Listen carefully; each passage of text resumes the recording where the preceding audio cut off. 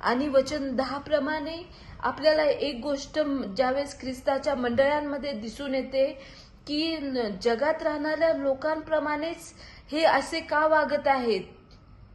काही लोक जिवंत देवाच्या घरात राहून उत्मात करतात. ते का करतात ते आपल्याला वचन 10 मध्ये पाहायला मिळतं. कारण दुर्जनावर कृपा केली तरी तो नीती शिकायचा नाही.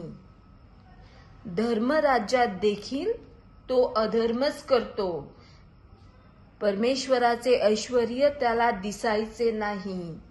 जो कोणी मंडळांमध्ये अव्यवस्था माजवतो, मंडळांमध्ये घाण हे करतो, तटफुटी पाडतो आणि उत्मात करतो, तो त्या दुर्जनाप्रमाणे आहे की त्याच्यावर कृपा झाली तरी त्यांनी नीती शिकली नाही.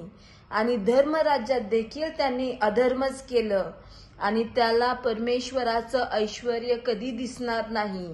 ही अशा प्रकारची ही प्रजाती आहे हे आपल्याला कळून येतं. आणि परमेश्वराचे आभार मानून पुन्हा एकदा की त्यांनी दैवी संरक्षणाचा पहारा आपल्या भोवती ठेवलाय आणि याच कारणास्तव आपण त्याच्या उपकार स्मरणाचं गीत शेवटच्या श्वासापर्यंत गातच राहणार.